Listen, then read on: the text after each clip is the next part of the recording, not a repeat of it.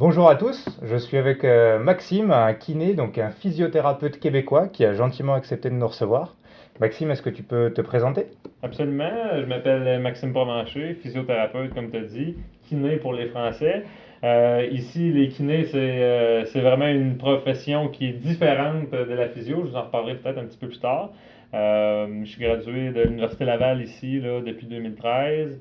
Depuis que j'ai gradué, j'ai travaillé dans différents milieux avec l'Océanique de Rimouski, qui est une équipe de hockey, dans le junior majeur. Ok, sur glace. Hockey sur glace, absolument, et non le hockey sur gazon, là, je sais que c'est un petit peu différent. Donc, ça m'a amené aussi à me spécialiser dans l'analyse biomécanique du coup Ouais. de patin des hockeyeurs, ce que ma compagnie fait, ma compagnie qui s'appelle Science Perfo. On a développé un capteur de position qui est quand même assez populaire en France, là, avec des concepts qui ressemblent avec ce que des chercheurs français ont mis de l'avant avec le profil force vitesse. Oui. Des choses qu'on essaie d'appliquer finalement au hockey. Puis autre que ça, là, je travaille à la clinique du PEPS, qui est le PEPS, c'est le centre d'activité sportive de l'Université Laval. Donc, je travaille ici comme travailleur autonome, où je vois de la clientèle musculo-squelettique. C'est une clinique qu'on appelle privée. Je Mhm. sais que c'est un petit peu différent du fonctionnement de la kiné. Ce que nous on appellerait un cabinet en Absolument. général. Donc, en clinique privée, et puis c'est ici que je run ma bosse depuis 2018. Puis, je suis très content de vous recevoir. Bon, bah super, merci de nous recevoir. Donc, si je comprends bien, en gros, tu es physio indépendant dans cette clinique du PEPS. Absolument. À côté de ça, tu as travaillé avec une équipe de hockey professionnelle pendant 4 ans où tu faisais que C'est ça. pas professionnel, puisque c'est des jeunes qui sont pas payés pour ça, Ouais, donc de 16 à 20 ans, mais c'est le niveau qui est juste en dessous du hockey d'accord. professionnel. On pourrait comparer ça au U20 Ok. par chez vous, là. Mais toi, tu étais à temps plein là-dedans. Absolument. J'étais physiothérapeute pour l'équipe à temps plein. Évidemment, dans mes tâches, il n'y avait pas juste des choses qui étaient en lien avec la physiothérapie, du sens que je devais acheter les collations pour les Ah oui, joueurs, faire un peu de maman pour les réconforter. Bref, c'est un chapeau qui est beaucoup plus large, mais lorsqu'il y avait des blessures, ben, c'était moi qui dirigeais un peu l'équipe médicale. On était d'accord. entouré de médecins aussi, etc. Puis j'étais présent finalement pour les matchs lorsqu'il y avait des blessures sur la glace. Ok. Et donc maintenant, tu continues un petit peu à intervenir avec le hockey, mais par l'intermédiaire de ton entreprise, de cette structure que tu as participé à monter, c'est ça? Exactement, c'est en plein ça. Dans le fond, je fais partie des cofondateurs. Ouais, Puis c'est le lien qui me reste avec le hockey actuellement. Dans le passé, j'ai déjà eu une école de hockey aussi. Donc, d'accord. c'est ma façon un peu de redonner à la communauté hockey que d'y aller avec les analyses biomécaniques qu'on fait. Et on offre de la formation aussi pour les entraîneurs, les préparateurs physiques et les physiothérapeutes. D'ailleurs, il y a des kinés français qui sont tombés sur notre site web et Ouais, qui ont bien apprécié là, la formation de 10 heures qu'on offre pour cette clientèle-là. d'accord. C'est axé vraiment sur Ok. le hockey sur glace, sur la technique de patinage, comment optimiser le tout, la prévention de blessures. Bref, il y a plusieurs choses qui sont touchées dans cette formation-là. Donc on est à cheval entre prévention, performance, réhabilitation et un petit peu de tout ça? Absolument, puis le tout avec finalement les données qui ont été recueillies avec le Ouais. capteur qu'on a inventé. Donc, ça donne des résultats qui sont fort intéressants. Comment s'appelle ce capteur? Ça s'appelle le Speed Tracker. Puis d'ailleurs, c'est drôle que tu me poses la question parce qu'on est en même de commercialiser le produit qui vont être en pré-vente dans quelques semaines. Bon, bah voilà, ça tombe Ouais, bien. bon timing en effet. Alors à côté de ça, tu es formateur, tu es enseignant? Absolument, là, depuis l'hiver, là, je suis chargé de cours à l'Université Laval, justement, pour le cours de biomécanique. Dans le fond, c'est un cours qui essaie d'introduire les concepts biomécaniques dans la pratique du physiothérapeute, tant en pratique privée ou musculo-squelettique que la pratique qu'on voit plus au public ici avec les gens après un AVC D'accord. ou avec d'autres problèmes neurologiques où, exemple, la marche est perturbée ou le contrôle moteur est perturbé. Et puis, on touche aussi à d'autres concepts qui sont plus utilisés en recherche. Donc, les outils comme des plateformes de force, des accéléromètres, des outils pour faire des mesures cinématiques ou cinétiques. Bref, c'est ce qui est enseigné dans ce cours-là. Et ces cours que tu donnes sont à destination de quel public? Ce sont des étudiants en physiothérapie, c'est ça? Absolument, des étudiants de première année en Première année. physiothérapie. Le cursus d'études ici, là, c'est un programme qui s'appelle un baccalauréat maîtrise. Donc, c'est un bac maîtrise, un bac de 3 ans suivi d'une maîtrise de 1 an et demi. Puis, c'est ce qui est nécessaire en physiothérapie pour pouvoir travailler au Québec. Donc, les gens qui ont juste suivi le bac dans les années précédentes, je dirais, là, la maîtrise est apparue en 2008 au Mhm. Québec. Et puis, les gens qui avaient déjà le bac, ben, eux, ils ont pu continuer à travailler, mais depuis que le bac maîtrise existe au Québec, ben, c'est obligatoire d'avoir les deux pour pouvoir pratiquer, là. D'accord. Donc ça fait un total finalement après le bac maîtrise de 5 ans, C'est un 4 ans et demi 4 parce ans et que demi. la dernière année et demie est en continu avec les stages en intégration. Donc, les étudiants en physiothérapie se doivent de faire différents stages dans différents milieux parce que, dans le fond, même si moi ici, je fais uniquement de la pratique privée, donc je vois des cas plus musculo-squelettiques, des gens qui sont en douleur chronique ou des gens qui veulent performer dans le sport, ben, comme étudiant en physiothérapie, une des nécessités que les différentes universités ont pour avoir l'agrément, bref, avoir le droit d'enseigner la physiothérapie, il faut qu'ils démontrent que les étudiants touchent à tous les systèmes. Donc Hmm. ici, en physiothérapie, ben, il y a du cardiovasculaire, il y a de la neurologie, de la pédiatrie, de la gériatrie, bref, différents domaines dans lesquels l'étudiant, lui, a des cours tout le long de son cursus dans tous ces domaines-là pour que, dans le fond, avoir le droit d'être nommé physiothérapeute, il faut avoir touché à toutes ces branches-là.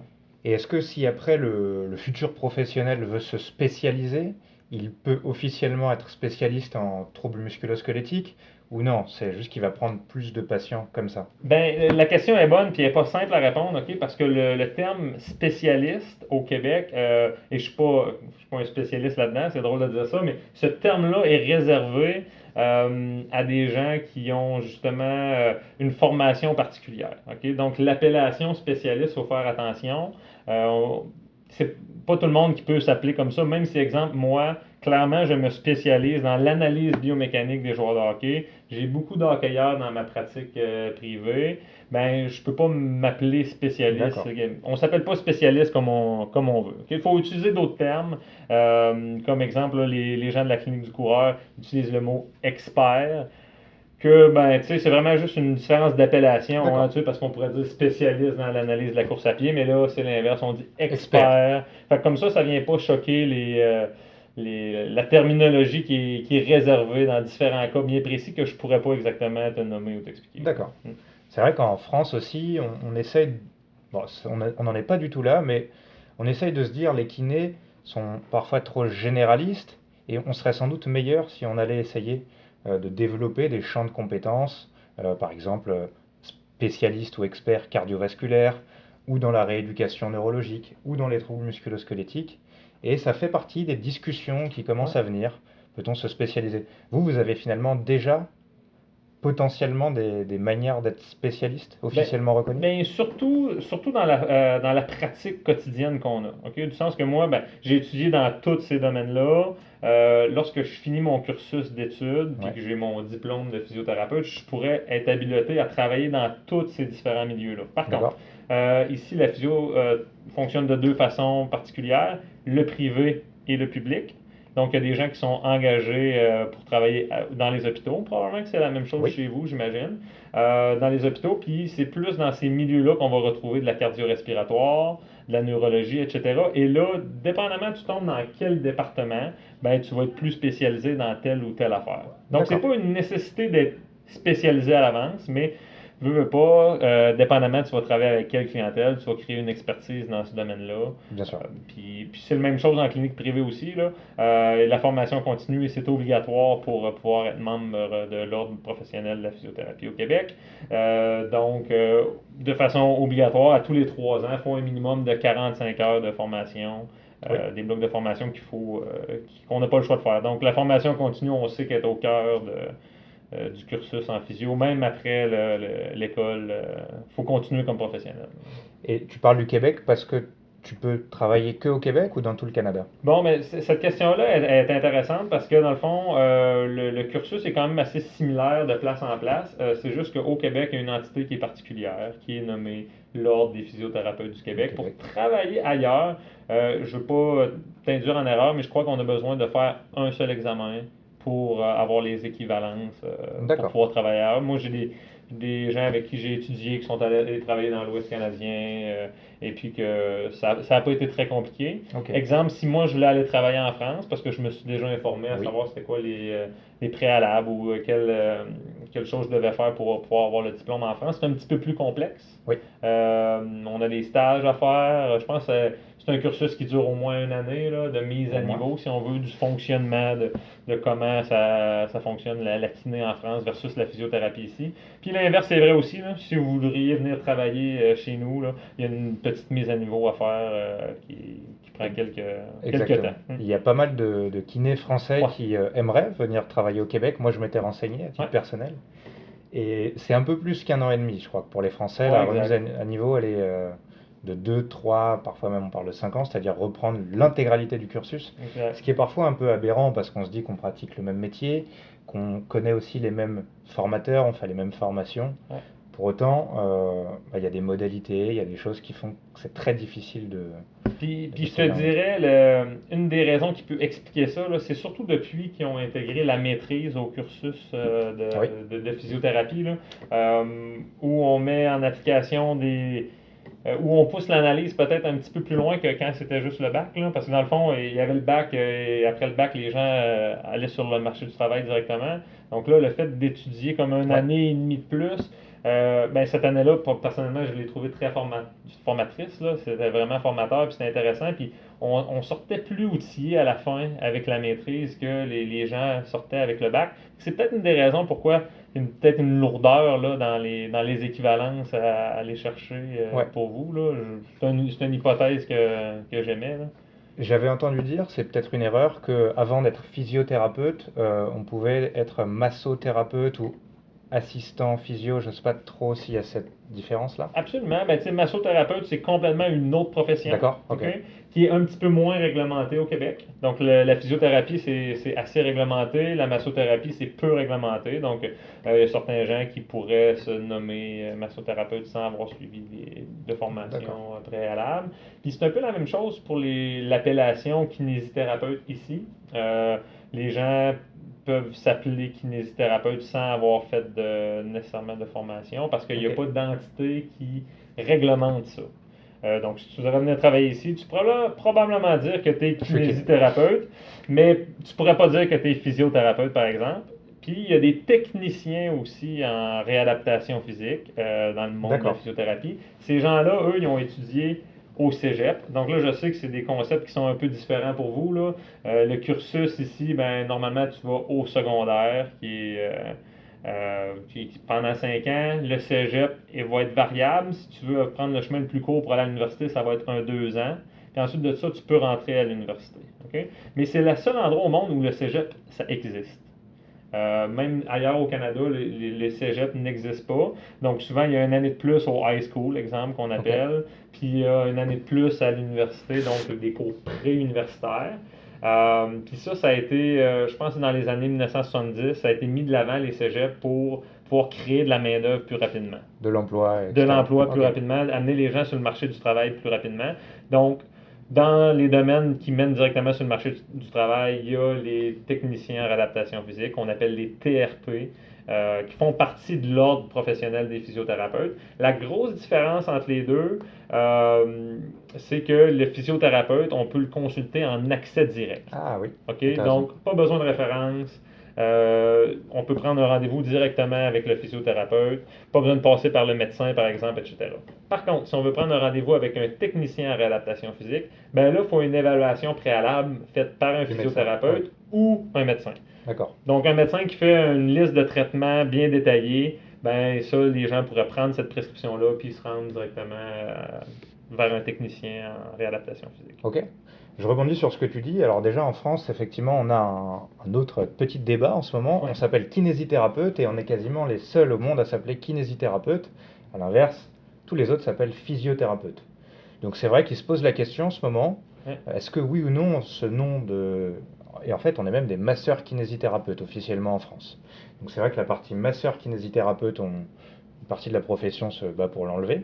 On Ouais. va pas rentrer dans les détails, mais mettre masseur avant kinésithérapeute, ça serait vraiment mettre juste en avant la technique de Le massage, massage, ce qui est absolument. une technique, mais Ouais. ce qui n'est Ce pas qui est utilisé au final, exactement. utilisé en physiothérapie aussi, Ouais. mais juste pas vraiment appelé de la massothérapie, Non. mais... Et en France, ce qu'on appelle la physiothérapie, c'est l'utilisation d'ultrasons, c'est l'utilisation d'ondes de choc. Ouais. Ça, c'est les techniques de physio. Donc nous, en fait, on est content de s'appeler kinésithérapeute parce que c'est la thérapie par le mouvement, mais on est tout seul.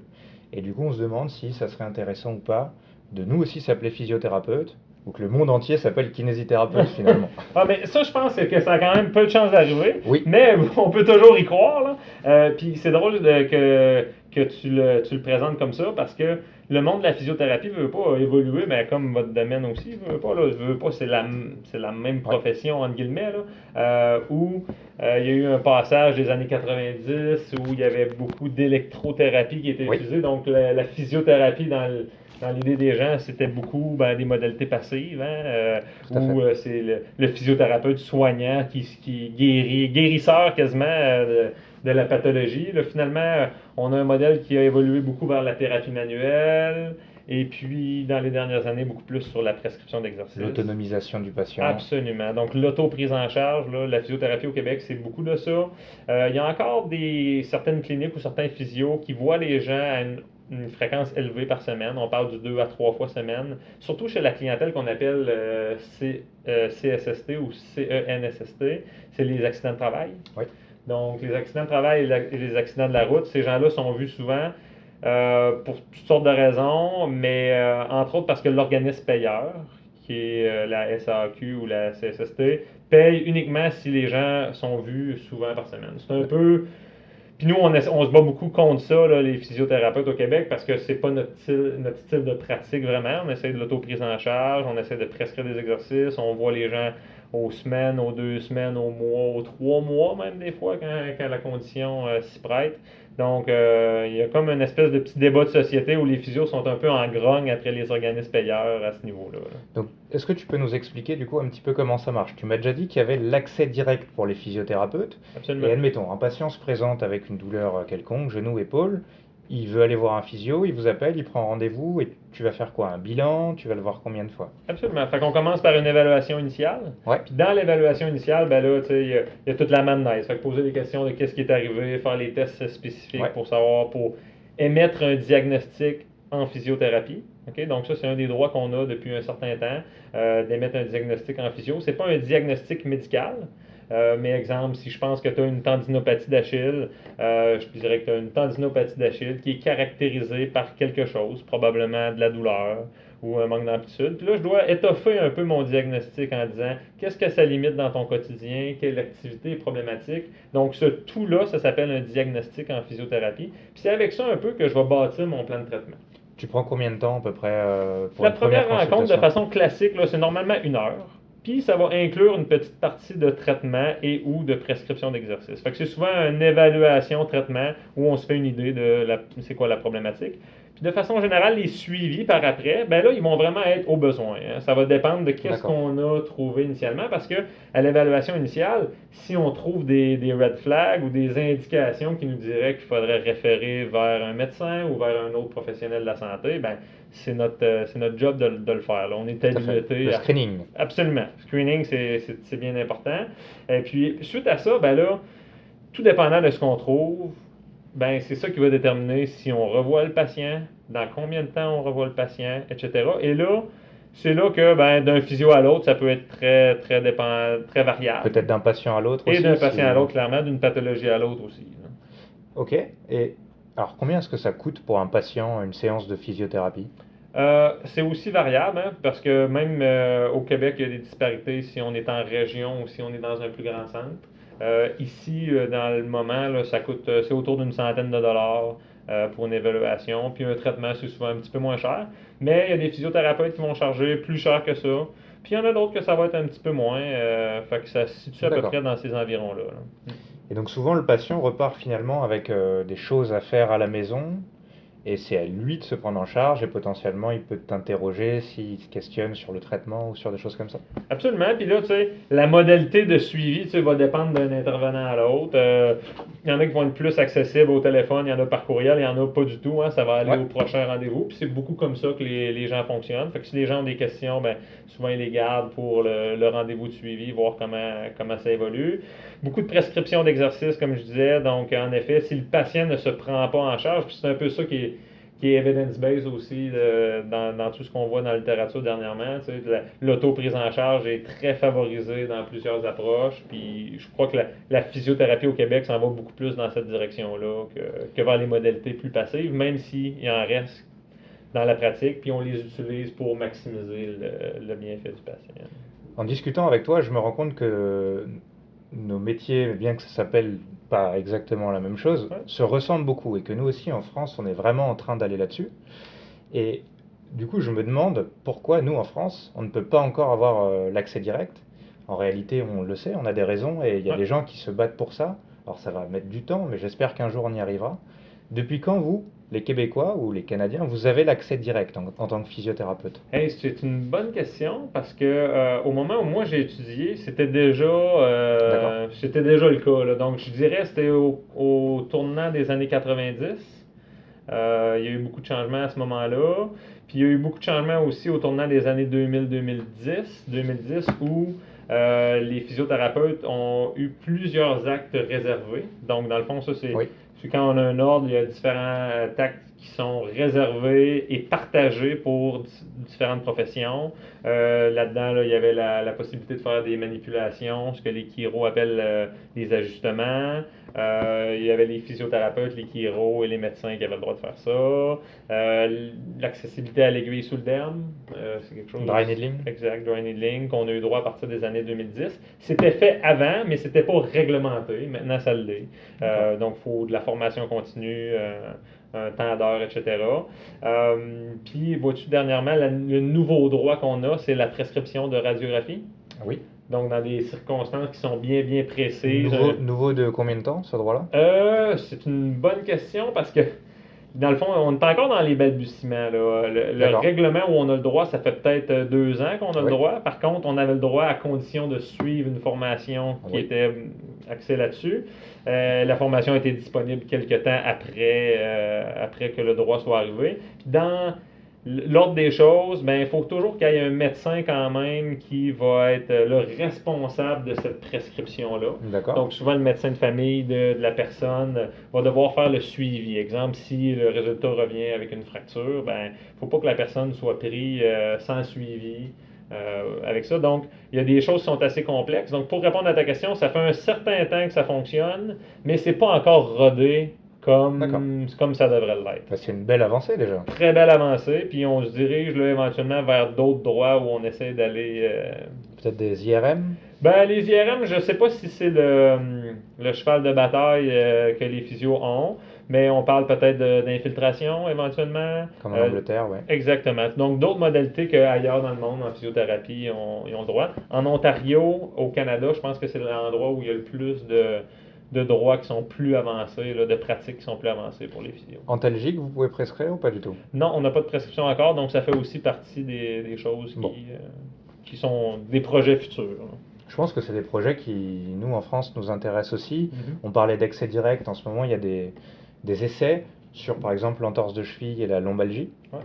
Et effectivement, il y a aussi d'autres choses qui sont en train d'examiner, notamment la prescription de radiographie.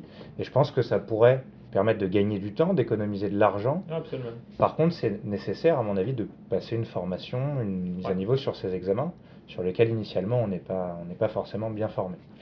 Et ça pourrait peut-être au début commencer par un contexte particulier avant de s'élargir à quelque chose de plus large. Ah, absolument, puis c'est un peu comme ça que ça fonctionne ici, hein, parce que les gens à qui on a le droit de prescrire une radiographie, ben, c'est des gens qui ont eu un trauma aigu, qui s'est passé dans les dernières 48-72 heures. Donc, c'est quand même assez restreint comme champ de pratique, là. Si, exemple, je crois que tu as de l'arthrose au genou qui évolue depuis 2 ans, j'ai pas le droit de te prescrire une radiographie. Donc, il y a un contexte bien particulier à ça. Ça me semble cohérent, ça. Complètement, complètement. Je pense qu'on serait capable d'avoir plus de latitude, mais ça, éventuellement, ça va venir avec le temps. Puis il faut dire que le modèle est un petit peu différent aussi de la kiné. Puis au niveau, je parle de la société. Le fait ici que la plupart des traitements individuels se font au privé et que les gens déboursent pour ça, on voit quand même une relation différente que les gens ont par rapport à la profession versus pour avoir traité des gens, des Français qui arrivaient du système français qui venaient étudier ici. Mais tu sais, on voit que les raisons de consultation, des fois, peuvent être un petit peu différentes. Tu sais, exemple, si j'ai pas à payer pour le soin que je vais recevoir, ben ça se peut que j'aille chercher le soin un petit peu plus rapidement. Tout à fait. Puis ça amène des divergences finalement dans la clientèle qu'on va voir au quotidien, les plaintes qu'ils vont avoir, etc. Puis j'aimerais ça pouvoir travailler en France pour comprendre un peu mieux des fois ce phénomène-là. Là. En France, on a ce qu'on appelle le tiers payant. C'est OK? pas forcément généralisé, mais dans certains contextes, le patient peut venir en soins et n'a pas forcément besoin d'avancer le soin. Il présente sa carte vitale Ouais, et finalement, il n'y a aucune transaction. Alors, il y a du positif, il y a du moins positif. absolument. Puis Est-ce des fois, on est jaloux un peu de ça, puis des fois, pas du tout, hein, parce que comme tu dis, ouais. il y a des bons côtés à ça, puis d'autres côtés un peu plus pervers des fois. Là. Est-ce que pour terminer, tu peux nous parler un petit peu de la formation continue chez les physiothérapeutes québécois? Je vois par exemple que toi, tu es formé à la clinique du coureur. Absolument. C'est une formation qui a vraiment le vent en poupe en Ouais. France. Au Québec, qu'est-ce qui est à la mode, entre guillemets? Qu'est-ce qui plaît bien en ce moment? Ah, c'est une très bonne question parce qu'évidemment, tu sais, tous les cours de la clinique du coureur, ça a été très populaire. Ouais, C'est encore populaire, mais la vague a peut-être passé plus rapidement ici que par chez vous, même si on sait que c'est très populaire par chez vous. Au Québec, si on recule de quelques années, quand j'ai gradué en 2013, là, les gens n'avaient que de mots pour ce qu'on appelle la thérapie manuelle. oui. Il y a un cursus pour venir F-Camp. Il y a le CAMP, oui, qui est Exact. Donc, populaire en France aussi. absolument, mais c'était ce qui était le plus valorisé. Dans les dernières années, pas que ça a perdu des plumes, mais il y a eu des grands débats, entre autres avec Blaise Dubois Oui. et les FCAM. Blaise, lui, a fait. Il avait fait Blaise un petit billet là-dessus. Ben, absolument. Puis, tu sais, On a vu. Blaise, dans le fond, il avait déjà suivi son cursus de FCamp. Là. Il est FCamp. Là. Donc, c'est plus de. Il a pris un petit recul par rapport à ça. Puis il a sorti les points positifs et les points négatifs de Ouais. cette approche-là. Donc, il y a ces courants de pensée-là qui. Pas qui s'affrontent, mais qui sont là en parallèle, puis qui des fois même sont utilisés par des professionnels qui sont FCamp ou des professionnels qui sont experts de la clinique du coureur. On a quelques physiothérapeutes qui se spécialisent dans l'approche McKenzie, mais je pense Oui, que cette approche-là est plus populaire chez vous encore tout à fait. qu'elle l'est ici. Moi, j'ai un collègue qui en fait beaucoup, donc je suis plus au fait de ces techniques-là, mais c'est encore peut-être méconnu. D'accord. Il n'en parle pas beaucoup dans le cursus à l'université, donc les gens sont peut-être pas axés vers ça en partant. Je parle de l'université, surtout à l'université Laval, dans les autres universités, je pourrais pas dire. Une approche qui est très en vogue dernièrement, ben, le dry needling, évidemment, même s'il y a peu d'évidence scientifique sur l'utilisation de Tout à cet fait. outil-là, les résultats qu'on voit en clinique des fois sont tellement puissants que force est d'admettre que c'est dur de dire que ça fait rien. On peut comprendre par contre pourquoi c'est difficile à démontrer dans une étude contrôlée, randomisée, l'effet que ça peut avoir, mais ça gagne beaucoup en popularité dans les dernières années. C'est un cours qui se remplit super rapidement. Puis il y a peut-être juste une dizaine à une trentaine de physiothérapeutes par année qui sont formés par l'ordre pour faire ça. Donc D'accord. c'est une méthode qui part assez vite. Puis côté formation continue, ben, on est obligé de suivre minimum 45 heures de formation continue à tous les 3 ans. Puis l'ordre, dans le fond, fait l'inspection sur ces heures de formation. Quelle va être ta prochaine formation? Hey, c'est une très bonne question. J'avais planifié faire la formation McKenzie, Ouais. la première partie au mois de mai ou juin. Donc, D'accord. ça sera probablement celle-là. Est-ce que tu veux ajouter un dernier mot pour conclure? Bonne question. En fait, on n'a pas beaucoup parlé de ce que je fais à côté avec ma compagnie Sciences Perfo. Je vous invite à Ouais. peut-être aller voir sur notre site internet. Il y a des choses qui peuvent vous intéresser. On est sur les médias sociaux aussi, Instagram, Facebook. Fait que je me dis que ça peut être quelque chose d'intéressant. Habituellement, les Français aiment beaucoup ça. tous les Français qui ont suivi notre formation ont été très, très, très contents de ce qu'ils ont suivi. Donc, Tu conseilles cette formation aux physiothérapeutes, aux kinésithérapeutes? oui, absolument, surtout ceux qui œuvrent dans le monde du hockey. Donc, du hockey sur glace, évidemment. Puis, il faut dire que c'est drôle que tu poses la question parce qu'en France aussi, on sait que le roller hockey est très populaire. Oui. Ben, il y a eu des gens de roller hockey en France qui ont suivi notre formation qui était faite pour le hockey sur glace et ils ont pu en retirer des choses, transposer, exact, transférer les acquis. Donc, mais c'est sûr que c'est une formation qui s'adresse vraiment aux passionnés de hockey. On va dans le détail surtout de la technique de patinage, de la prévention de blessures, etc. Et c'est là-dessus qu'il y a un gain à aller chercher. Un grand merci à toi, Maxime. Ça fait Merci à la plaisir. clinique du PEPS du coup pour l'accueil. Ouais. Et puis à bientôt. À bientôt. Merci.